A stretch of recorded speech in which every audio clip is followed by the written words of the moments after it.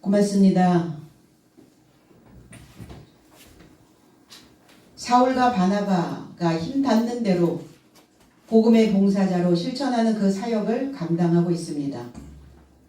그 사역이 사도들의 사역, 구약서부터 선지자들의 그 모든 사역들이 사실은 고난의 연속입니다. 내가 전하는 말이 아니라 내 마음대로 하는 것이 아니라 하나님의 온전한 뜻을 전하기 위해서 그들은 늘 고난의 떡을 먹음과 같습니다. 그리고 누룩 없는 무교병을 먹어야 혼합되지 않은 말씀을 전할 수 있기 때문에 사도들은 늘 그러한 생각을 하게 되었을 겁니다. 오늘 우리도 묵은 누룩을 버리는 무교병 고난의 떡을 먹는 귀한 이 시간이 되기를 원합니다. 1절로 4절. 그런데 그 날을 조차 왕 헤롯이 교회로부터 어떤 삶을 해를 가하려고 손 삶을 뻗쳤다. 그래서 그가 요한의 형제 야고보를 칼로 제거하였다. 그리고 유대인 삶으로 만족한 것을 보고 베드로도 사로잡으려고 더하였더니 무교절의 날이더라. 그리고 그를 체포하여 옥에 이르고자 두어 그를 지키려고 군인 4씩 내 삶에게 넘겼으니 6월절을 결합하여 백성에게 그를 끌어내려고 결의하더라. 개역성경에는 그때에 이렇게 표현합니다. 그 날을 조차, 그때가 어떤 때냐, 그라고 하는 단어가 그쪽, 그곳으로부터 그곳이 어디냐, 헤롯에게로부터, 헤롯이 있는 그곳으로부터 출발입니다. 이 날은. 그리고 헤롯에게 주어진 시간입니다. 그 때라고 하는 단어는 카이로스라는 단어예요. 우리는 모두가 다 각자의 시간이 다 다릅니다. 각자의 시기가 다르고 각자의 주어진 기회가 다릅니다. 그래서 이 카이로스라고 하는 이 시간의 시는, 이 기회는 누구에게나 다 주어진다는 거예요. 어떤 사람에게든 다 주어지는데 한 번 지나가면 그걸 다시 잡을 수 없는. 그래서 누구나 다 붙잡을 수 있는 것이 아니다. 왔을 때, 내 앞에 왔을 때 그 기회를, 그 시간을 붙잡으라고 사람들은 말하고 있습니다. 그래서 카이로스 신의 형상을 보면 뒷머리가 없어요. 왜냐하면 지나면 잡을 수 없다라는 그 의미로 뒤에 머리가 아무것도 없습니다. 오늘 우리에게는 기회가 왔습니다. 헤롯의 시간이 아니라 여러분 그리스도와 함께하는 그 카이로스가 여러분 삶에 임하기를 원합니다. 예배소서 2장 12절로 13절에 그때에 너희는 그리스도 밖에 있었고 이스라엘 나라 밖의 사람이라.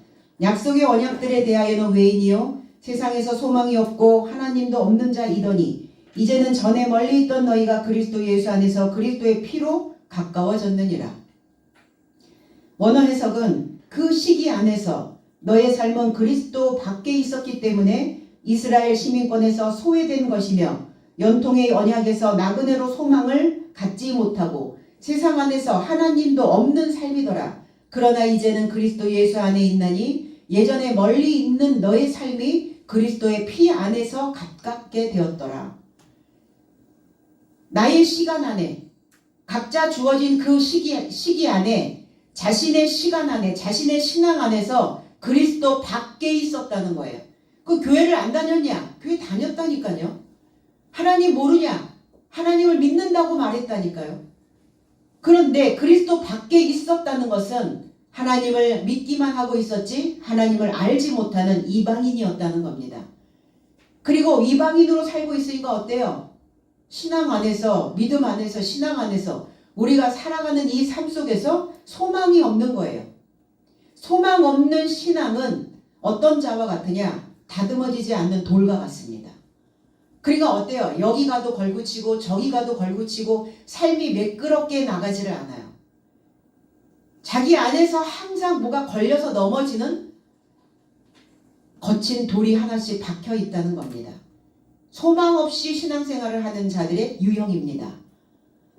이스라엘 시민권에서 소외됐다는 것은 12지파에서 12제자에서 12사도에서 12이라고 하는 그 삶에서 빠진 자들입니다.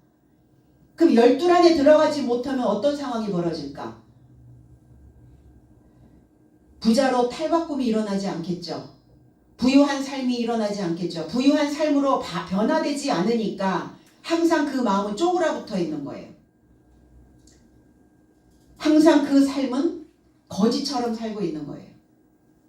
항상 그 신앙은 여기저기 기웃거리며 얻어먹고 살고 있는 겁니다. 그러니까 반듯한 집을 하나 짓지 못한다는 거예요.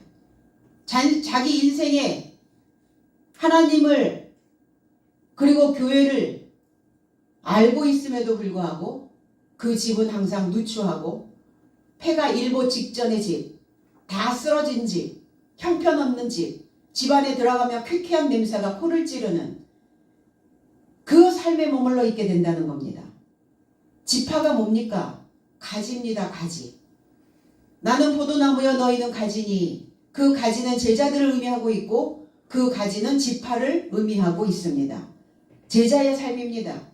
배움을 갖지 않으려고 하는 자들의 모습. 오늘 이 시대가 어떤 시대입니까? 우리는 하나님의 능력을 받고자 하나님을 믿고 하나님을 알고자 하는 건데 하나님의 능력이 어디로부터 쏟아진다는 말입니까? 학습 능력입니다. 하나님을 학습하지 않는데 무슨 하나님의 능력이 쏟아진다는 겁니까? 그러니까 하나님의 능력이 쏟아지지 않고 있으니까 항상 그 삶은 변화되지 않고 변경하지 못하는, 달라질 수가 없는, 열둘이 되지 못하고 있는 그 삶으로 비참하게 살게 되고 만다는 겁니다. 천한 세상 안에는, 낮은 세상 안에는, 낮은 수준 안에는 하나님은 거주하실 수가 없어요. 근데 내가 허상을 쫓아다니고 있기 때문에, 망상을 보고 있기 때문에, 그 종교에 망상이 걸려 있기 때문에 하나님은 자기 안에 거주하고 계신다라고 생각하는 겁니다. 거주하지 않습니다.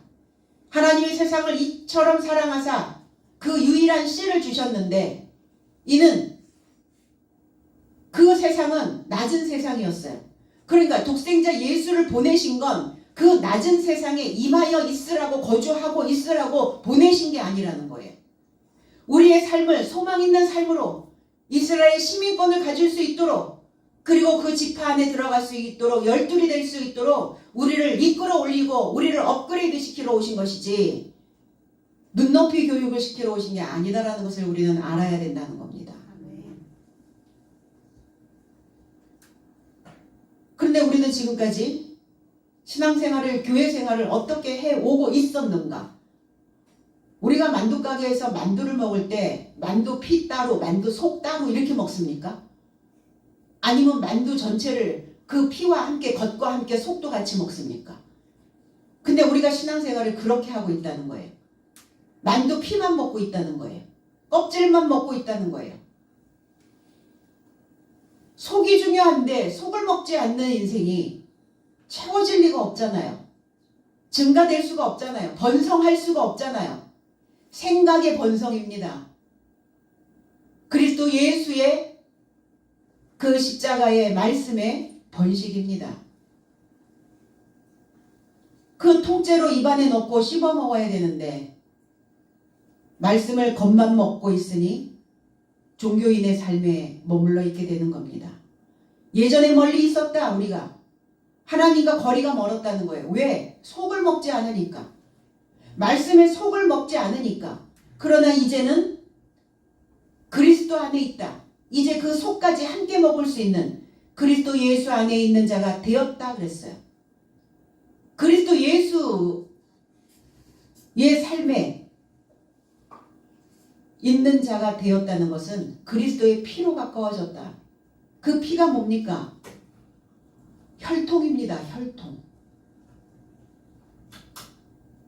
우리의 호흡을 주관하는, 우리의 생명을 주관하고 가고 있는, 그러니까 그리스도 예수의 그 십자가의 도로, 진리의 말씀으로, 속에 있는 그 내용으로 그리스도 예수의 혈통이 되었다는 거예요.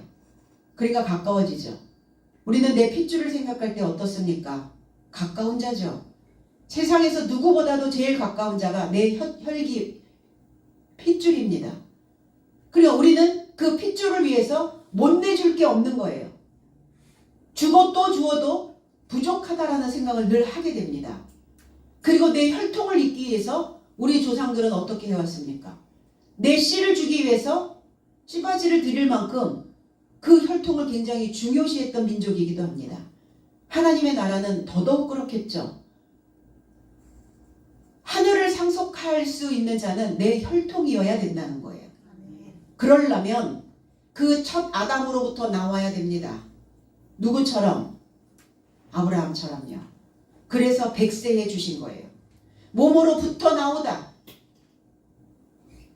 이 헤카토스라고 하는 이 일백이라고 하는 단어가 몸으로부터, 뭐로부터 나왔겠어요?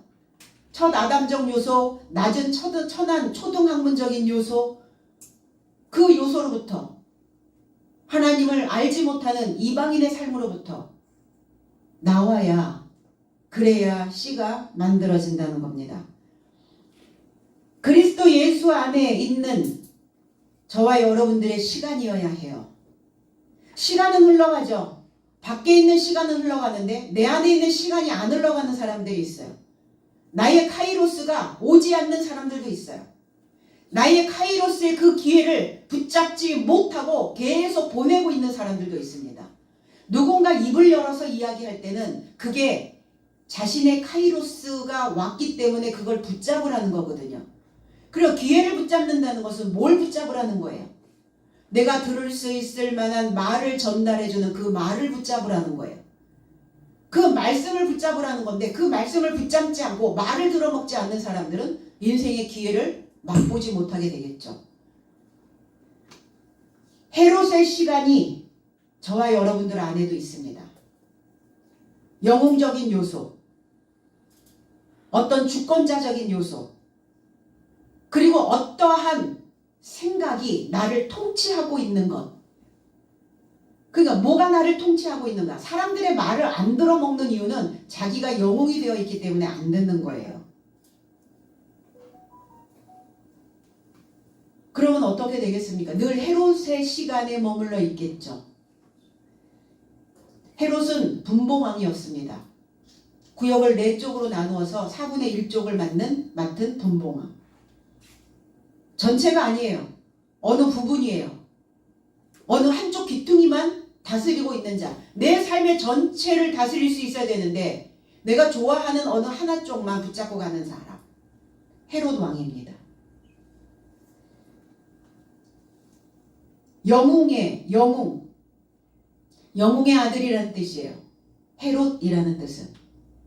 또 헤롯이라고 하는 그 의미를 찾아가 보니까 보이는 것, 이렇게 외견, 어떤 모양. 그러니까 헤롯은 속이 없어요. 헤롯은 겉만 있습니다. 살면서 우리가 어떠한 상황들을 경험하고 지나갔을 때 속이 채워져 있는 사람들은 다시는 그 예전의 삶으로 돌아가지 않습니다. 그 예전의 삶이 위대하고 거대하고 거창했고 존경받을 만한 일이었다면 돌아가야죠. 그러나 사람 속이 채워져 있다면 다시 돌아가고 싶지 않은, 다시 맛보고 싶지 않은, 그러나 속이 없기 때문에 돌아가는 거예요. 속이 꽉 채워져 있어야 나의 그 카이로스의 그 시간을 꽉 붙잡거든요. 그런데 속이 없으니까 어때요? 헐렁하게 다 놓쳐버리는 겁니다. 그게 헤롯이에요. 바깥에만 보이는 거, 외견만 있는 거, 모양만 있는 거, 모양 안에 틀이 없는 거예요. 모양은 있는데 그 안에 담겨져 있는 내용물이 없는 사람들. 교회는 열심히 다니는데 열심당원이어서 열정적으로 쫓아다니고 있기는 하는데 여전히 속은 없는 헤롯. 그런 사람들의 유형이 어떤 사람들이겠어요? 내 가슴 속에 깊이 묻혀있는 그 말씀의 온천수의 뜨거운 수맥을 퍼올리지 못한다는 거예요. 아담이라고 하는 단어가 뭡니까? 물을 길어내는 자거든요. 그 깊은 물을, 진리의 물을, 내 안에 그 뜨거운 하나님을 사랑하는, 하나님을 알고자 하는 그 열정의 수맥을 끌어올리는 자를 사람이라고 말합니다. 우리는 교회를 왜 다니는가? 사람 되려고요. 그래서 두 종류로 늘 나뉜다고 말씀드렸죠. 짐승 같은 사람, 하나님 같은 사람. 우리는 하나님 같은 사람이 되어지려고 하나님을 알고자 하는 겁니다. 보여지는 것에만 치중한 종교인들, 보여지는 것에만 치중하고 있는 교회, 그러한 자들의 모습이 헤롯의 시간 안에 갇혀 있는 자들입니다. 더 크게, 더 넓게, 더 화려하게. 그럴 필요 없거든요. 우리나라 교회가 10년이 지나고 20년이 지나면 그 큰 교회들이 운영을 도저히 할 수 없게 됩니다. 어떻게 할까요? 다 이제 공연장으로, 극장으로, 쇼를 하는 곳으로 전락을 하겠죠. 그럼 뭐 해야 되나? 21세기의 이 교회들은 뭘 해야 될까? 뭘 준비를 해야 될 것인가?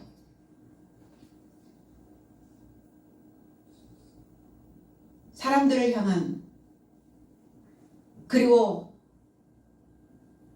사람들에 대한 애정을, 그리고 그들 가득 안에, 그릇 안에 하나님의 것을 넣어줄 수 있어야 되는 거죠.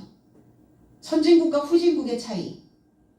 선진국은 국민 한 사람 한 사람의 복지를 신경 씁니다. 사람을 한 사람 한 사람에 대한 애정을 받습니다. 후진국은 국가가 위주가 되는 거예요. 개개인의 초점을 맞추지 않는, 개개인의 성장에 초점을 맞추지 않는 교회는 후진형 교회입니다. 선진형 교회는 성도들의 신앙생활을 끌어올리고 성도들의 삶을 업그레이드 시켜서 그들이 무엇인가를 그 속에 담고 그 에너지를 쏟아서 무언가를 해낼 수 있는, 재창조를 할 수 있는, 내 삶의 패턴들을, 판도를 바꿀 수 있는 그 삶으로 성장할 수 있도록 그 교회는 만들어 놓는다는 겁니다. 그건 선진형 교회죠, 당연히. 후진형 교회는요, 헤롯입니다. 헤롯의 시간 안에 멈춰 있는 거예요. 내가 46년 동안 지었던 이 성전을 다 헐어버리리라. 헤롯 성전이었습니다. 3일 만에 내가 그 성전을 일으키리라. 사람입니다. 교회에 치중하는 거예요. 교회를 확장하는 겁니다. 교회에 무엇인가를 만들어 놓고 교회에 무엇인가를 해놓고. 이건 후진국이에요. 후진형 교회입니다. 존재할 수 있을까요? 존재하지 못합니다. 장식하고 있는 거예요. 영웅이라고 하는 것은, 영이라고 하는 단어는 장식영자예요. 그리고 웅은 수컷 웅이에요. 장식한 남자. 그래서 우리는 그 수컷들을 보면 굉장히 더 화려하죠. 수컷들이. 왜 수컷들이 그렇게 화려하게 자기를 장식하고 치장합니까? 그 영웅적 요소들이 있단 말이에요. 그 안에는. 사회의 어떤 이상적인 가치를 실현하거나 그 가치를 대표할 만한 사람을 우리는 영웅이라고 말합니다. 사회의 이상적인 가치, 그 가치를 대표할 만한 사람. 신앙의 어떤 이상적인 가치. 신앙은 이상이 아니에요. 생각할 수 있는 범위 안에서 가장 완전하다고 여기는 것을 우리는 이상적이다 이렇게 표현합니다. 신앙은 이상적이 아니죠. 현실적입니다.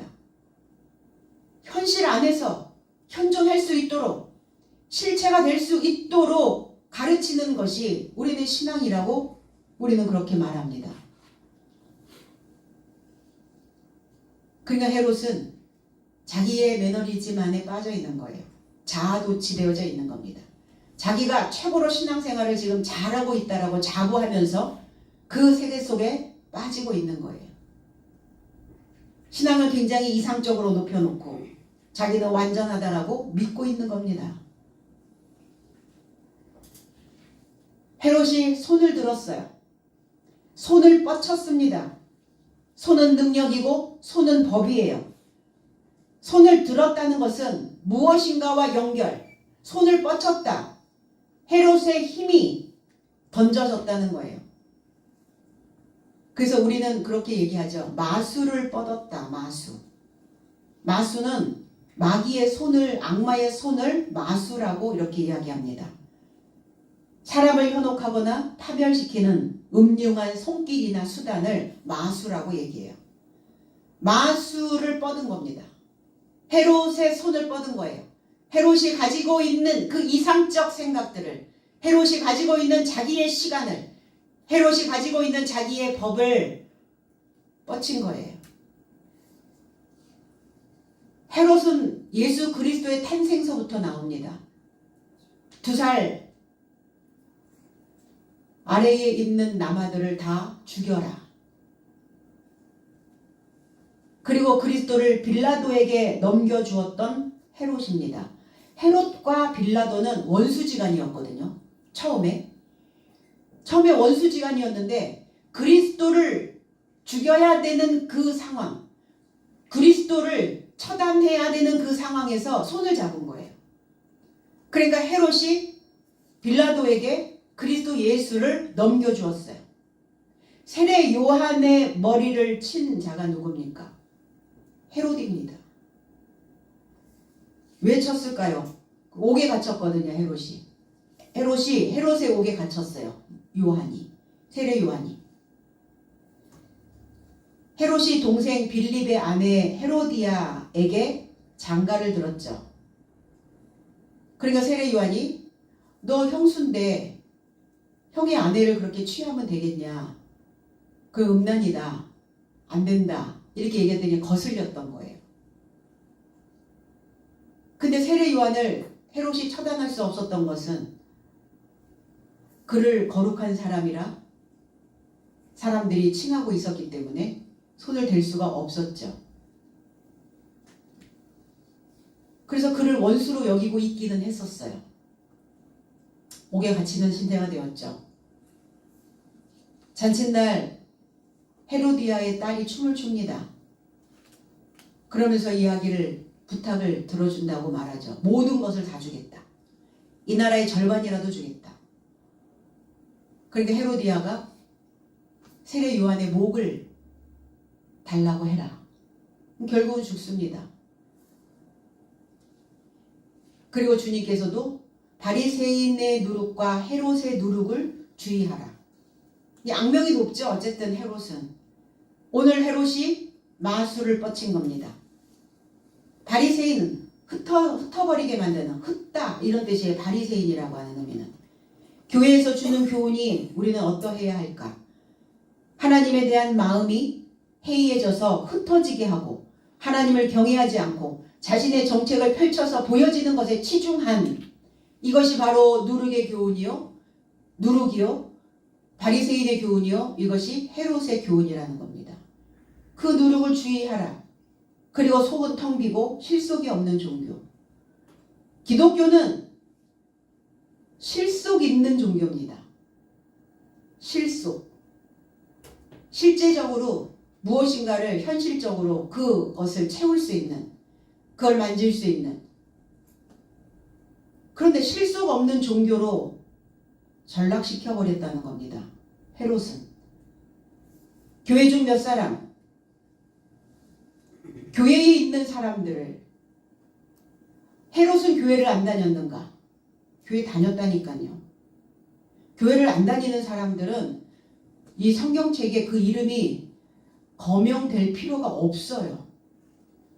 교회를 다니고 하나님을 믿는다고 말하면서, 그러면서 교회 중 몇 사람, 교회가 어떤 곳입니까? 에클레시아라는 단어예요.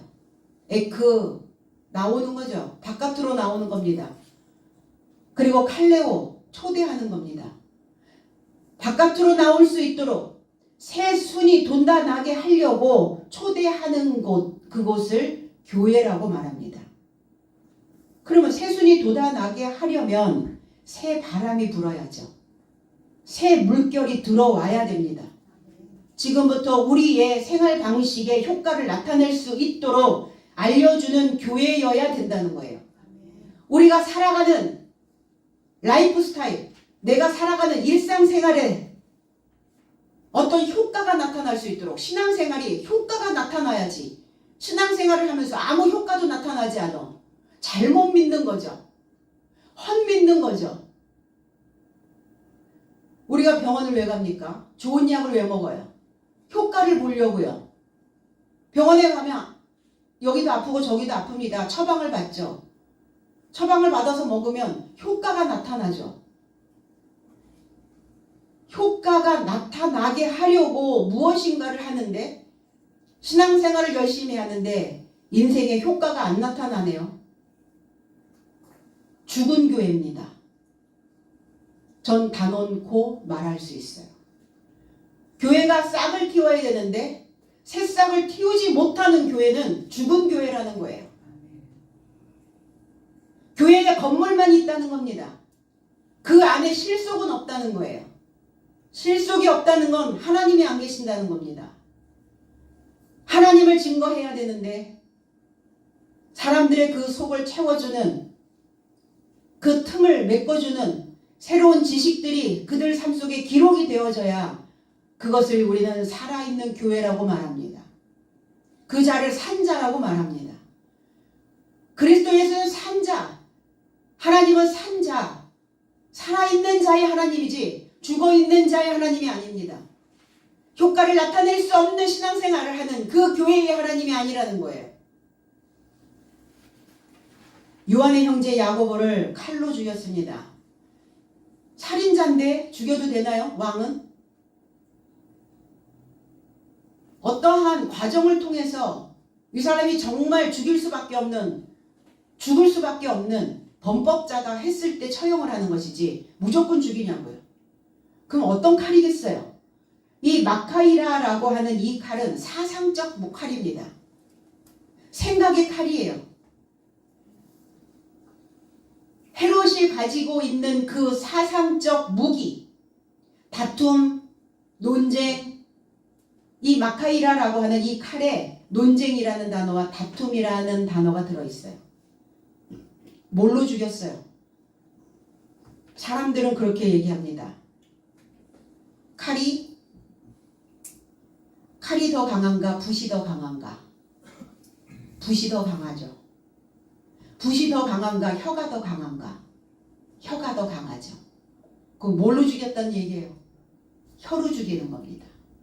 뭐로 죽여요? 말로 죽이는 겁니다. 헤롯의 혀로 그 논쟁하는 걸로 그 사상적 칼로 야고보를 죽였어요. 누가복음 22장 52절에 예수께서 그 잡으러 온 대제사장들과 성전의 경비대장들과 장로들에게 이르시되 너희가 강도를 잡는 것 같이 검과 몽치를 가지고 나왔느냐 그랬어요. 여기에서도 검, 마카이라.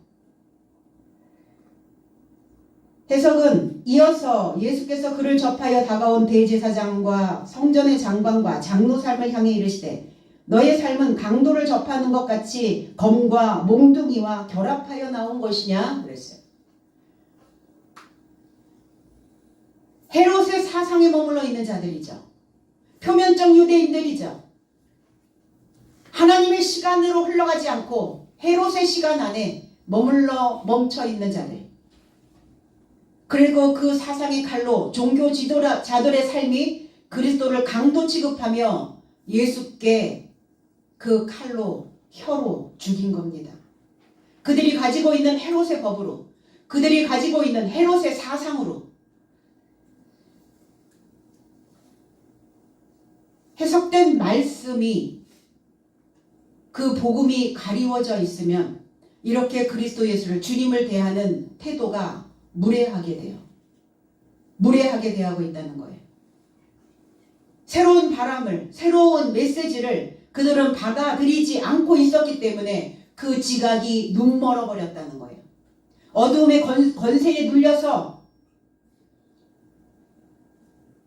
하나님의 카이로스로 나의 삶을 이끌어내지 못하고 있다는 겁니다. 누가 강도냐? 나보다 먼저 온 자가 도적이요 강도다 이렇게 말씀하셨거든요. 그러니까 이들은 헤롯의 시간에 있는 자들은 이 대제사장과 장로들과 성전의 장관들, 이들이 종교 지도자들이 그리스도 예수를 첫 아담으로 다시 오신 그 둘째 아담으로 하나님의 아들로 인정하지 않고 있는 겁니다. 범죄하였던 그 첫 아담적 요소로 그렇게 받아들이고 있는 거예요. 지각이 눈 멀어 버렸으니까 그들은 식별이 안 되는 거예요. 눈에 막이 씌었다는 거예요. 막. 초박형의 상태가 되었다. 초박형이라고 하는 것은 두께가 아주 얇은 형태. 그러니까 우리의 눈으로는 식별할 수 없을 만큼 굉장히 얇은 막. 이거를 초박형이라고 얘기를 해요. 우리가 양파 껍질을 싹 벗기면 우리의 눈에 아주 보이지 않을 만큼 아주 얇은 막이 또 하나 껴 있죠. 그걸 우리는 초박형이라고 얘기해요. 그 얇은 곳에는 빈틈이 만들어진다는 겁니다. 초박형의 그 막 사이에 막이 가려져 있기 때문에 아주 얇지만 거기에 틈이 만들어져 있다는 거예요. 이것을 프랑스 말로 앵프라맹스 이렇게 앵프라맹스. 우리가 적외선을 앵프라루즈라고 얘기하거든요. 보이지 않지만 아주 얇은 막이 그 적외선이라고 하는 그 앵프라루즈가 있다는 거예요. 그러면 그 적외선의 그 아주 얇은 막은 간격이 있겠죠. 사람과 사람 간의 간에. 그러니까 이 앵프라루즈는 적외선은 그리고 그 간격은 누구에게나 다 있어요. 사람과 사람과의 관계도 아무리 가까운 친구와의 관계도 형제와의 관계도 스승과 제자와의 관계도 남편과 아내와의 관계도 이게 다 앵프라맹스가 다 있어요. 그러니까 메꾸지 않으면 그 간격을 메꾸지 않으면 틈이 항상 벌어져 있다는 겁니다. 그래서 어떤 작용, 신앙생활을 하면서 내 자신의 사상이나 신념이 아주 얇은 앵프라맹스로 그 사이를 가로막고 있다는 거예요. 그러니까 헤롯의 사상이 지금 앵프라맹스가 돼서 어떤 그 삶을 막아서고 있다는 겁니다. 근데 우리는 그 막을 찢을 수도 녹여낼 수도 없어요. 그럼 어떻게 해야 되나? 오직 그 얇은 그 빈틈은 성령의 검. 이 마카이라라고 하는 이 성령의 검. 하나님의 해석의 말씀을 영접했을 때 이 앵프라맹스가 메꿔진다는 겁니다. 그러니까 항상 사람들 속에는 뭐가 결핍이 있죠. 그 앵프라맹스가 있어서 그러는 거예요. 뭐가 결핍된 것 같아. 뭐가 부족한 것 같아. 뭐가 안 채워지는 것 같아. 이 앵프라맹스가 많을수록 그 결핍 상태를 더 많이 느끼겠죠. 근데 이거를 사람의 힘으로는 메꿀 길이 없는 거예요. 그래서 사람들은 신을 찾는 겁니다. 이 앵프라맹스를 채워야 되기 때문에 결핍된 상태로 살 수는 없기 때문에 어떻게든 무엇으로든 채워야 되기 때문에 그건 하나님의 사랑을 통해서 하나님의 말씀을 통해서만이 그 틈을 메꿔줄 수 있게 된다는 겁니다. 우리가 크면서 몸이 아플 때가 있어요. 열이 펄펄 나고 약을 먹어도 듣지 않고 힘이 들 때. 그때 어렸을 때 엄마가 내 머리에다가 손을 이렇게 얹어주셨어요. 분명히 앵프라맹스가 있었을 법도 한데 그 얇은 막을 뚫고 엄마의 그 따스한 손길이 그 온화한 손길이 내 아이의 병을 낫게 해야 된다라고 하는 그 어떤 마음이 앵프라맹스의 막을 찢는 것 같은 느낌. 그래서 그 손이 머리에 탁 닿는 순간 온몸의 시원함을 느끼면서 그러면서 그 열이 떨어졌던 그 어린 시절을 떠올리면서 제가 이 말씀을 준비하면서 혹시 그 손길이 아니었을까? 이 앵프라 사람과 사람과의 이 엠프라맹스를, 이 간격을 찢으려면 사랑이에요. 관심입니다. 애정 결핍되어져 있는, 관심이 결핍되어져 있는, 자기의 존재감이 결핍되어져 있는 사람에게는 이 하나님의 사랑으로 얹어줄 수 있어야 된다는 겁니다. 야고보가 헤롯의 사상에 의해 죽음을 보았고 유대인들은 그 죽음을 보면서 만족해 하고 있습니다. 야곱입니다. 발 뒤꿈치를 잡은 자, 끝까지 가는 자, 신앙 안에 들어왔다면 사생 결단을 하고 가는 자, 야고보의 순교가 이루어지고 있습니다. 치워버린 거예요. 들어 올리다 이런 뜻이거든요. 목베임을 당한 거죠. 교수형. 야고보라고 하는 그 존재를 헤롯의 그 칼이 그냥 덮어버렸어요. 그 야고보를 그냥 치워버리는 겁니다. 그러면서 베드로도 잡으려고 함께 쟁취하다, 잡다라는 의미가 야고보로 쟁취, 그리고 베드로도 쟁취, 뭐하지 못하도록, 입을 열지 못하도록, 입을 열어서 복음을 전파하지 못하도록, 다른 사람들에게 그리스도를 증거하지 못하도록 그 혀를 쟁취하는 거예요. 뭐로? 우리는 설전이다 얘기죠. 설전. 혀와 혀의 전쟁, 논쟁. 그때가 언제냐? 무교절이라네요. 누룩이 없는, 부패하지 않는 이런 뜻이에요.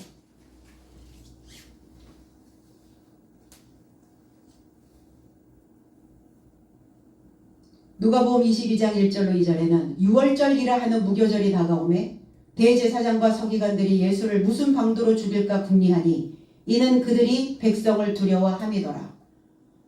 원어해석은 그런데 유월절이라 불려지는 누룩 없는 삶의 명절이 가깝더라. 그리고 대제사장 삶과 서기관 삶이 예수를 어떤 방식으로 제거할지 찾더라. 왜냐하면 이는 저 삶이 백성을 두려워함이더라. 무교절이 어느 날이냐? 유월절입니다. 이스라엘 백성들을 출애굽하고 6월 넘어왔거든요. 그리고 묵인하셨거든요. 이스라엘 백성들에게 죄성을 찾지 못하셨겠어요? 그러나 이스라엘 백성들을 묵인하고 넘어오고 덮어주고 이게 6월이에요. 넘어와서 지켰던 절기가 무교절입니다. 그러니까 먹지 마라. 누룩 있는 거 먹지 마라. 애굽의 사상 먹지 마라. 누룩의 교훈 먹지 마라. 헤롯의 누룩 먹지 마라. 이제 모세가 주는 그 법을 먹어야 된다. 새로운 교훈이 들어갈 것이다. 그래서 6월절이 히브리어에서는 묵인하다, 면제하다, 뛰다, 넘어가다, 절름거리다 이런 의미를 가지고 있지만 6월절이 헬라어로 넘어가면 파스카라는 단어인데 고난당하다라는 뜻이에요. 고난입니다. 뭐가 고난입니까? 예전에 먹었던 거 먹으면 고난이 아니에요. 예전에 살았던 삶 그대로 살면 고난 아닙니다.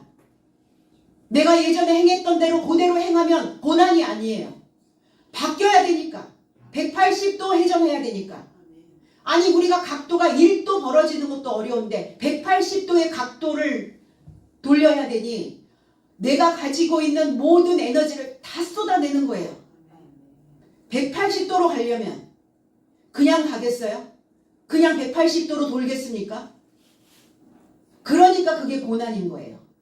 내가 마음 먹었던 거, 내가 그동안 가지고 있었던 거, 내가 오랫동안 더덕더덕 붙여놓았던 군더더기의 그 삶, 불필요한 것들, 그거 다 떼어버려야 되거든요. 내가 나에게 주는 끊임없는 누룩, 그게 내 안에서 계속 발효되어지잖아요. 그거 먹지 말라는 거예요. 그거 끊어내야 되는 그 절기를 무교절이라고 얘기합니다. 누룩 없는 떡을 먹으면서 쓴 것과 같이 먹으래요. 쓴 것, 나물이 아니에요. 쓴 나물이 아니에요. 쓴 것. 쓴 게 뭡니까? 법입니다. 규칙이에요. 룰입니다. 규칙이 없다. 룰이 없다. 법이 없다. 법 지키지 않고 살면 쓴 거 먹을 필요 없죠.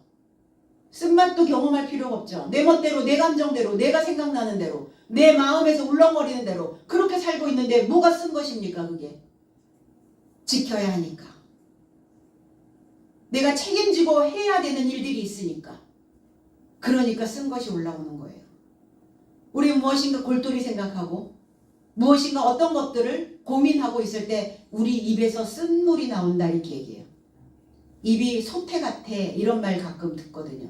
입이 써. 왜 그래요? 열심히 살고 있던 증거예요.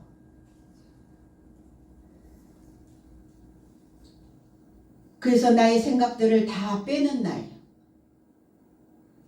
나의 부정적인 생각들을,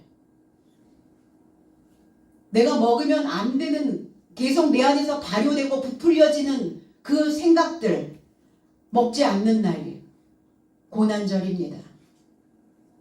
그래서 무교절은 고난의 떡을 먹는 것입니다.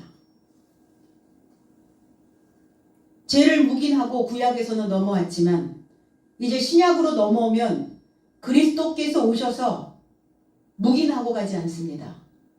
그냥 넘어가지 않아요.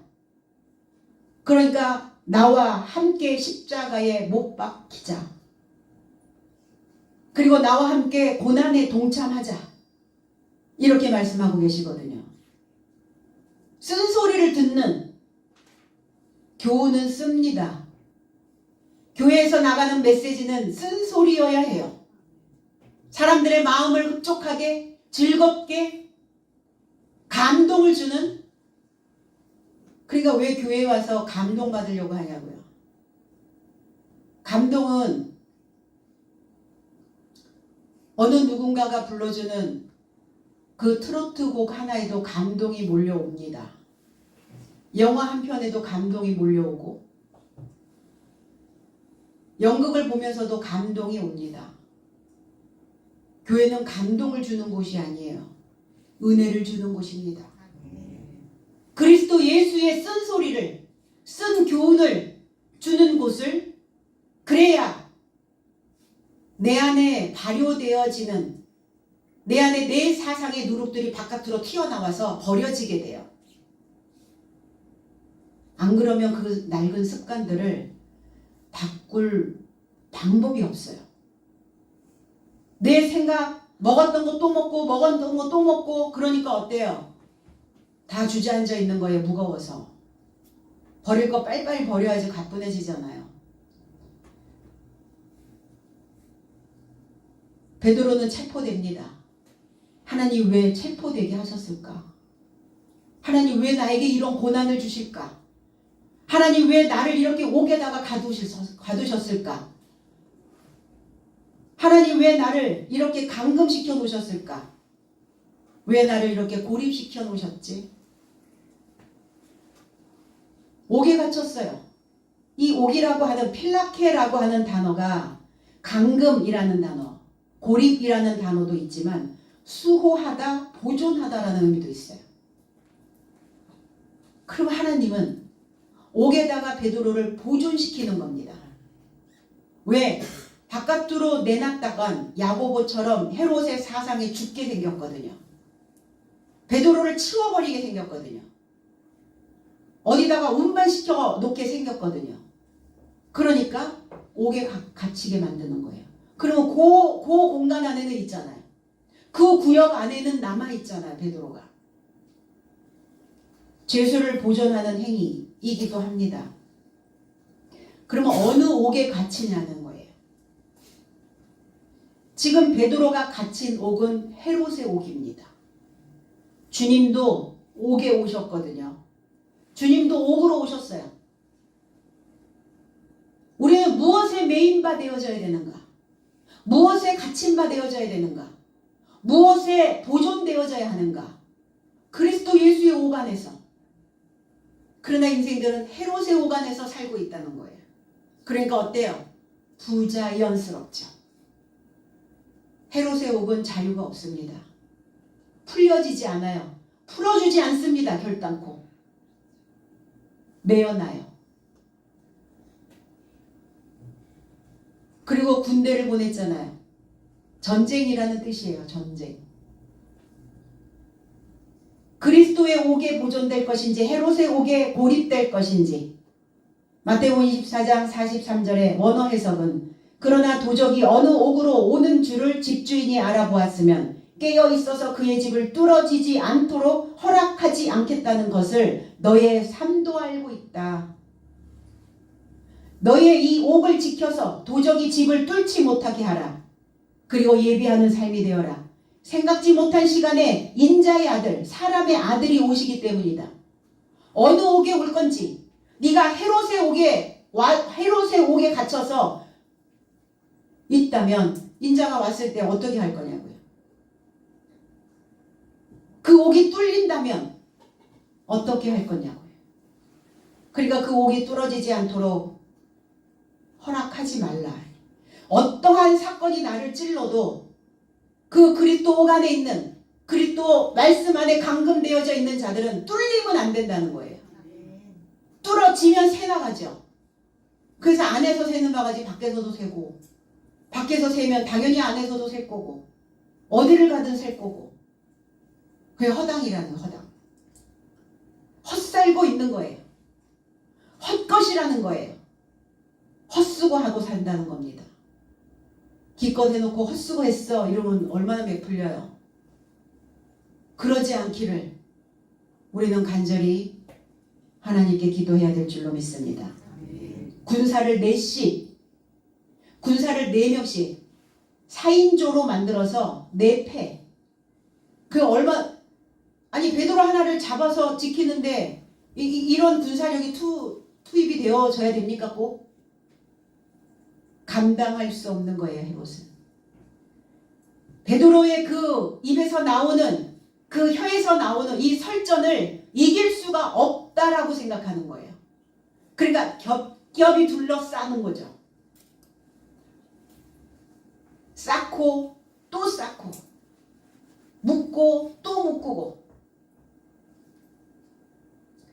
그러나 이 옥은 뚫리죠. 이 옥은 열립니다.